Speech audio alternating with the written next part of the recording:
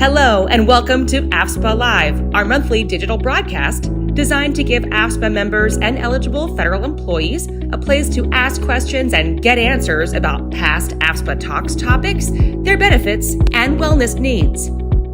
You can ask your question through the chat box on whichever social media platform you're streaming AFSPA Live, YouTube, Facebook, or LinkedIn. If you're not able to join us live, call our toll-free line prior to the broadcast at 888-435-0757 and leave our team a voice message that we may play back and answer live on air. Just tell us who you are and the question you'd like us to answer. I'll see you at the next AFSPA Live.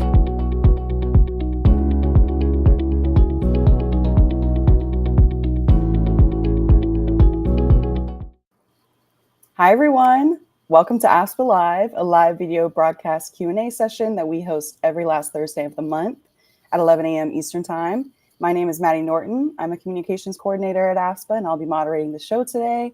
And today we are discussing the Foreign Service Benefit Plan's Medicare options, and we have special guest TJ Johnson from Express Scripts. And as always, we have AFSPA CEO Kyle Longton with us.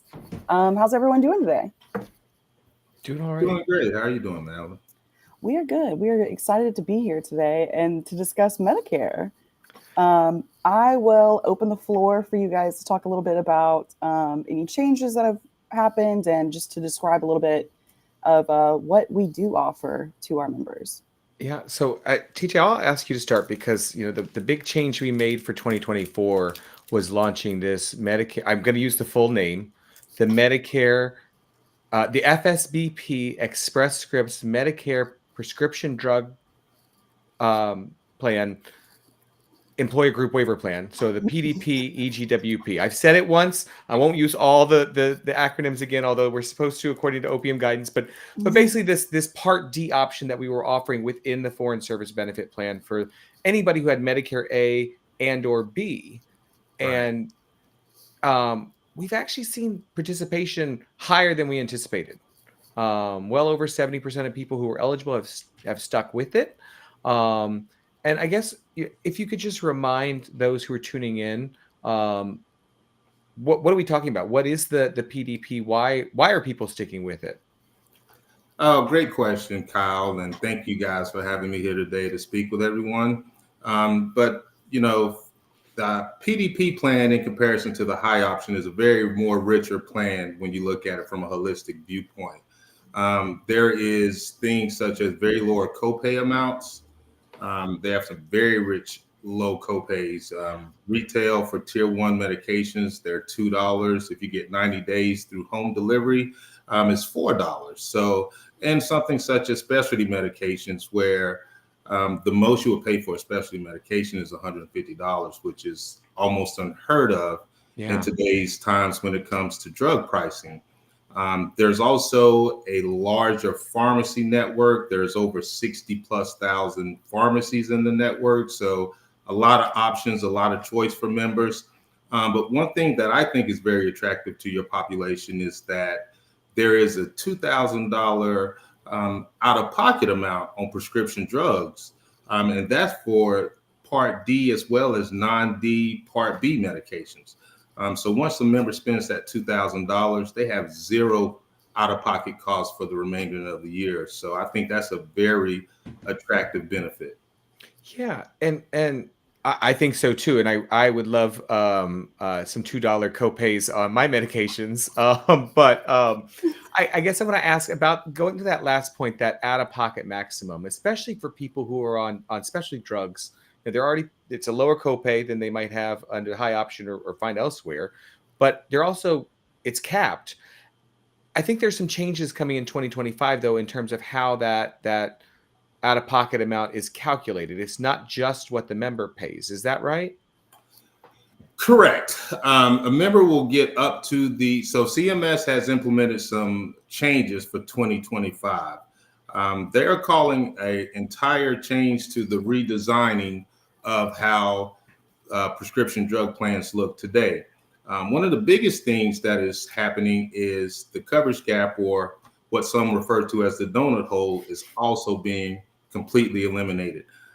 It's not really much of an impact for your members due to you offer such a rich benefit. Today, members are charged the same thing in the coverage gap stage as they are in the initial coverage stage.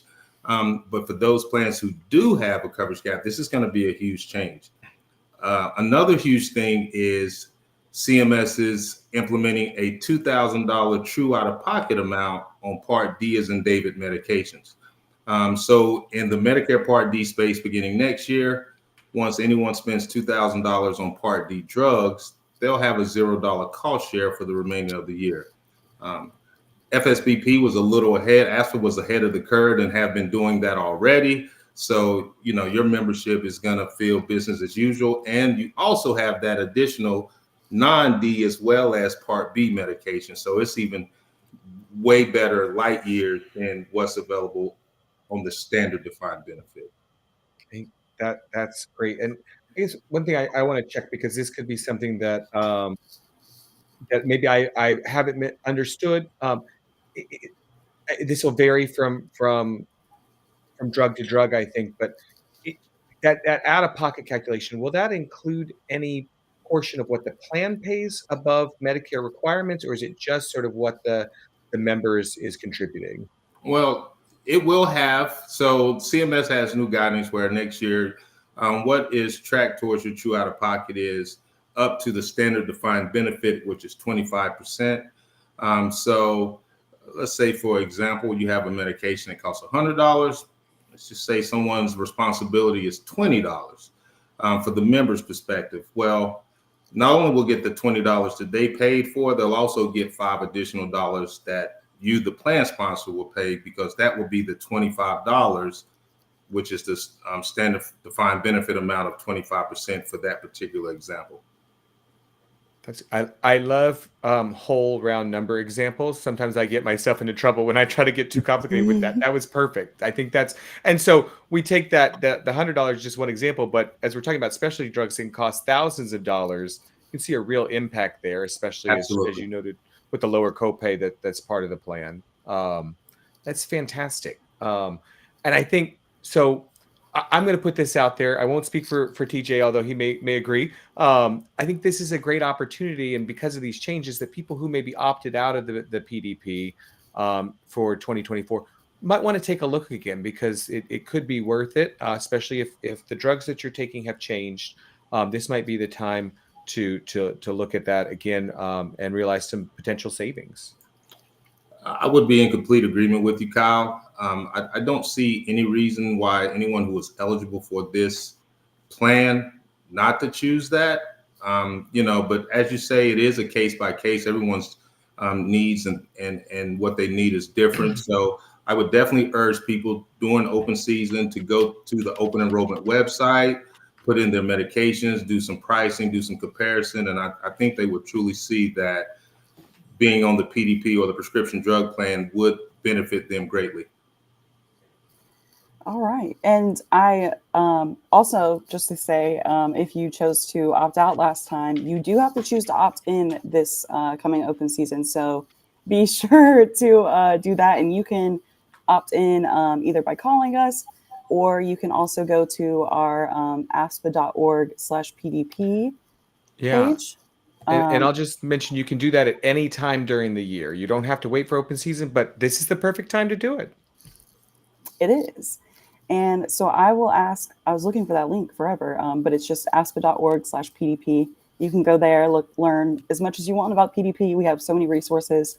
And I'll jump to our next question that we got from a member, talking about IRMA. If I'm subject to the IRMA, is it worth for me to have the PDP EGWP?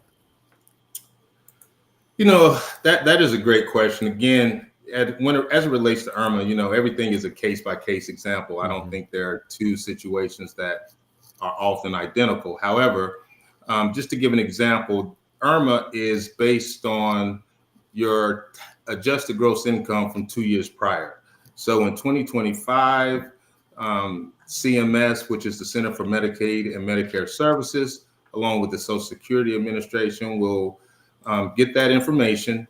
And depending on the amount you make, you may be assessed that IRMA additional amount. When you look at the additional amounts, they're kind of small in comparison to what the ranges are. So just to give an example, I think in this year, right off the top of my head, if a member were a single income filer and it was $103,000, if they made $103,001 to maybe $160,000, I think they would pay an additional approximately $13 on their premium, which is very small in comparison to when you think back to the $2,000 out-of-pocket amount. Then you're paying zero for the remainder of the year. So IRMA, even the highest limit for those who have an adjusted gross income of $500,000 or more, I think that amount is like $82. So still very small amounts when you look into, the income ranges. The amounts for 2025 have not been released yet. Yeah. We are anticipating us to release those within the next month or so. But as soon as we have that, we would definitely share that with you guys so you can forward it over to your population. Absolutely. And I know you were talking a little bit about the numbers. I do have a slide that we can put up if you'd like to elaborate, or if Kyle would like to explain a little bit more about IRMA. Sure, we can just put that on up there. And this is the Part D premiums, and Yes. and officially from these are the 2024 numbers based on your 2022 income. And that plan premium piece there, that for the FSBP Express Scripts Medicare Prescription Drug Plan, we pay that premium. So members don't have any additional premium on that baseline. And the additional amounts for the income related monthly adjustment amount, the IRMA amounts there, those would be assessed directly by Social Security. That doesn't come from us. That doesn't even come to us. That is assessed by Social Security. So worth looking at. And as TJ, like you said, I keep checking the Medicare page every day to see if they've refreshed the information. But I will try to be patient and look for that sometime next month. Yeah, and just to add a little to that, Kyle, you made a great point. AFSPA has no visibility, as well as Express Scripts has any visibility as to who is assessed the D-IRMA. That is totally between Social Security, and kind of how it works on the back end. If you have enough in your Social Security check to cover that IRMA amount, then it would come directly out of that. If you don't have enough to cover it, then the Social Security Administration would bill you directly. So great call out. All right. We did get a question on air or on a chat. James has asked, can I really check drug by drug what I would pay under each option? Absolutely. There are two different open enrollment websites, one for the federal employee health benefits side, and then there's one for the EGWP prescription drug or Medicare Part D side. So you can do a comparison to see how much a medication would cost under each option. All right. And I believe our team will send you those links as well. So be looking for those. Next, we can jump to a question that we got as well. Like, what changes if I do decide to opt in to the PDP EGWP? Okay. Again, a great thing that AFSPA did for 2025 is they did not increase any copay amounts. So the copay amounts for this year are going to be mirrored for next year. On a whole, the changes for Medicare Part D is, as I stated earlier, the $2,000 true out-of-pocket on Part D drugs, as well as the removal of the coverage gap stage. Those are really the two major changes that's happening in the Medicare land space, Part D. And I'll just add, so if this is somebody who would be brand new to the PDP, whenever they opt in, there's a couple things to keep in mind that Express Scripts will send you a new prescription only Part D ID card that you would use when filling prescriptions. Um, as TJ noted earlier, you have access to a broader network of pharmacies. You can even get your 90-day fills and your specialty drugs at a broader range of retail pharmacies. You don't necessarily have to go to just CVS, Walgreens, or through home delivery. Um, and you would start seeing those savings. The one thing I do want to note is that there are some different procedures if you get a medication overseas while traveling. This plan is intended for people who live in the U.S. But if you're traveling overseas and need to get an emergency medication, there's a different way to submit that. And that information's on the website. I won't spend much time on that here. But I wanted to note that in particular, you want to look for that new card that's just for your Part D, and you would use that for prescriptions.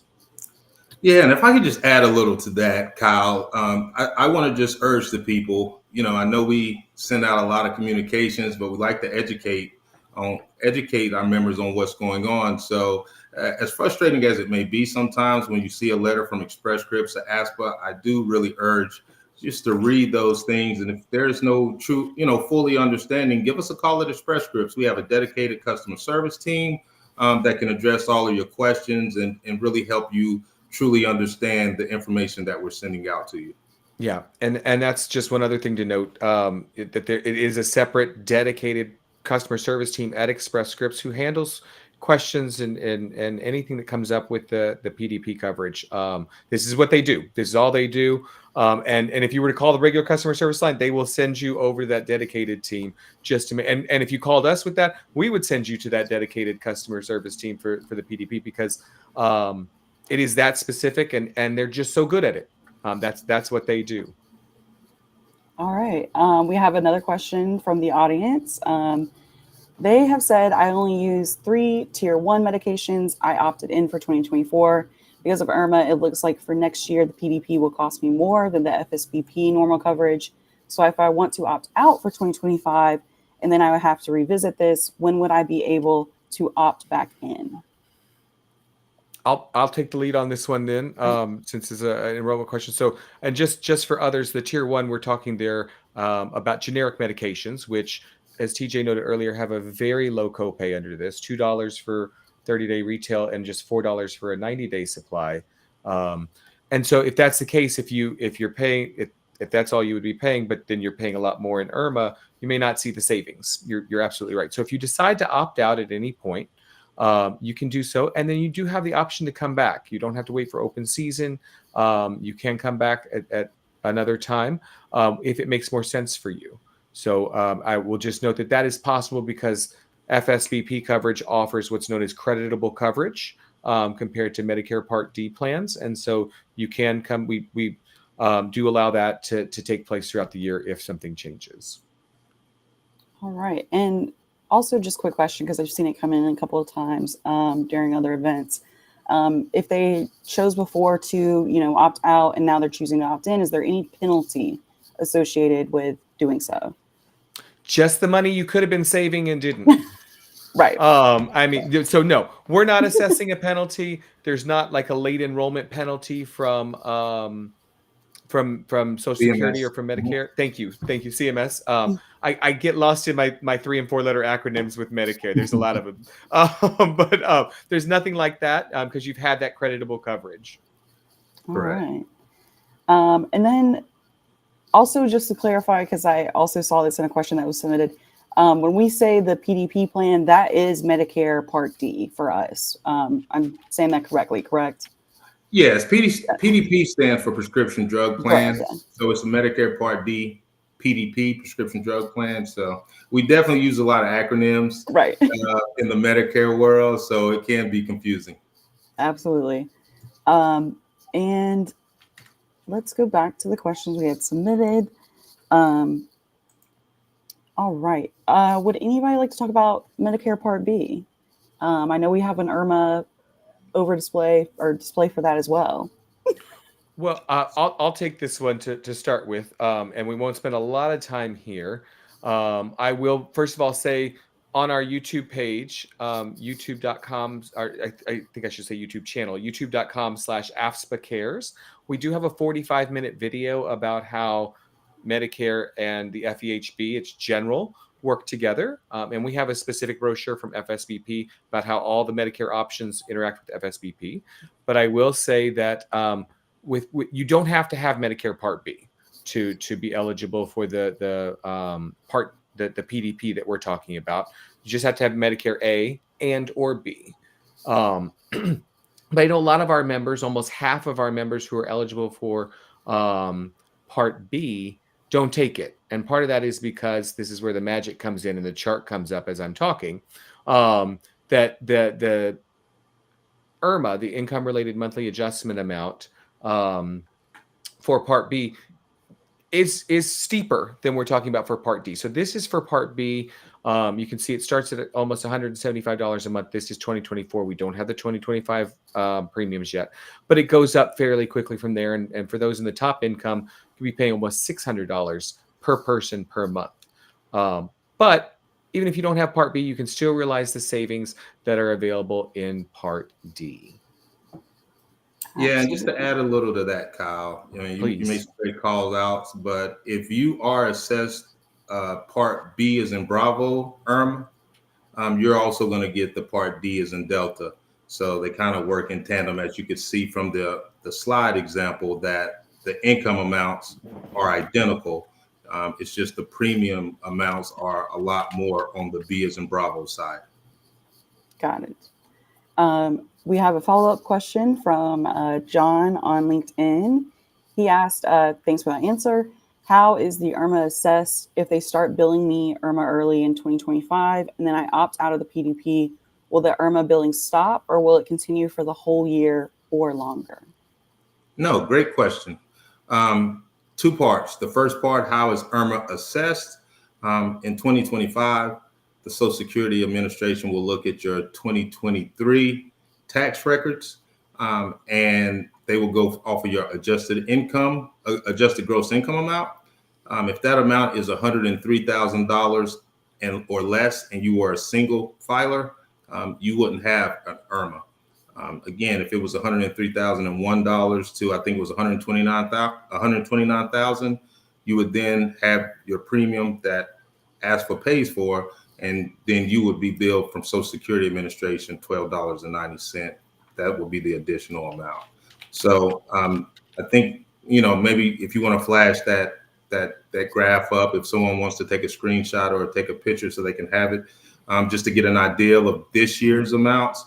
And we will definitely share next year's amount once CMS releases that information. And just as a general question, why does it take so long, or maybe not so long, but why is it coming out after open season, those adjusted amounts and things?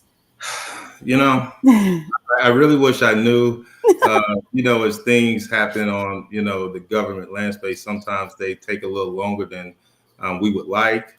But this is the normal cadence that it comes out. It's always in the fourth quarter of the year, typically later fourth quarter. So it's kind of business as usual. Okay. All right. Yeah. And go ahead, Kyle. No, I was just going to say it would be great if it came out earlier. It is luckily coming out in the midst of federal open season. That we're still, I think we'll still be in the midst of the annual open enrollment for other commercial Medicare plans and so forth, so people can examine their options there. But it would be great. It would be great if we had the information earlier, but we'll go with what we have. Right. And to address the second portion of the question, if you opt out of the PDP and you were accessed in IRMA, once you opted out, it was stopped. The key thing is it's a Part D income related Medicare adjustment amount. So if you're not in a Part D plan, then you would not be subject to that adjustment amount. Great question. Yeah. Thank you for submitting that question, John. I will kind of jump to some other open season things as we get close to 11:30. If you didn't already know, open season starts November 11th and ends December 8th, that Sunday. You can learn all about open season on our webpage, aspa.org/open season. There we will have all of the updated brochures with our plan premiums and everything that you could look for. And did I say that it ends, or it begins November 11th, ends December 8th? Sorry. So you only have a little bit less than a month to figure those changes out. If you want to know more and are wanting to talk to somebody, don't you worry. We have 11 open season webinars where Kyle will be giving his presentation on any changes and the benefits for the Foreign Service Benefit Plan, as well as answering any questions during those webinars. They will be on Zoom this year. So if you're a Zoom fan, get excited. Those you can register for those webinars at aspa.org/events or on our open season page. So definitely be on the lookout for those. We're excited about it. And all right, John said great on point answers. Thanks very much. We are lucky today to have two experts on Medicare, not me, Kyle and TJ. So any other questions from the audience, please submit those in before 11:30. Anything you guys want to touch on that we may have missed or may have seen questions on before? No, I'm gonna say something and do my best not to sow confusion. I'll just note that the PDP is not the only Medicare option we have for folks. It is the most popular by far for people, and it offers a lot of flexibility for people. You get to keep the FSBP. You get to have sort of original Medicare, whether that's alone or A and B. So you've still got that while just having the PDP for prescription.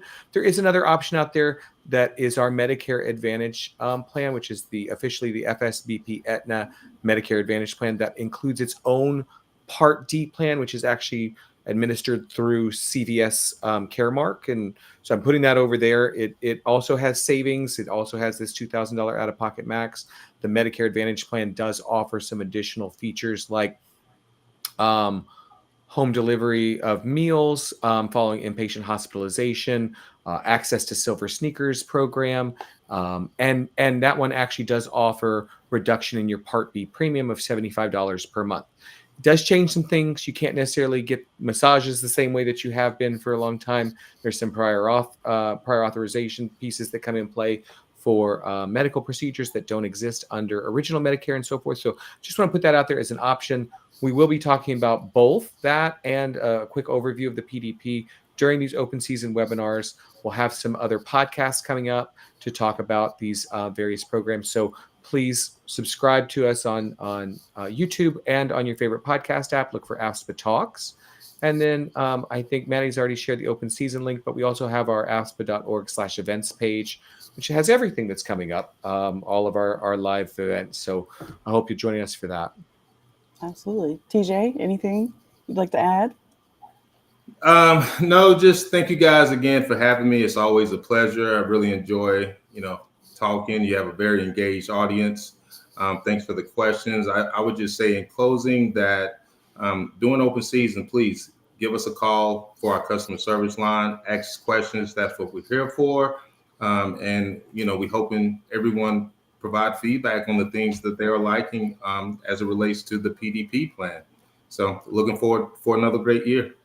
Absolutely. And I'll just kind of plug in real quick. Our next AFSPA Live will be November 21st. It's going to be a week early because of Thanksgiving. And we know that people will be looking forward to that. It'll be our first one during official open season. And so be on the lookout for that.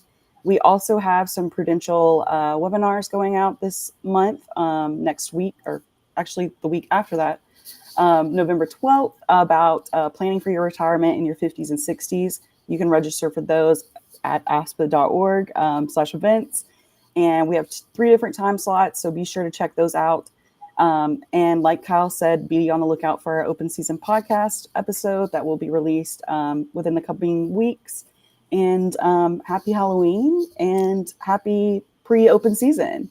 Yeah. And thank you so much for joining us, TJ. You explained things so well. and can make Medicare seem like such a not such a nuanced topic, if you will, and make it more simple. So we really appreciate that, and I know our members do too. Well, thank you again. Thank you guys, and happy watching our broadcast.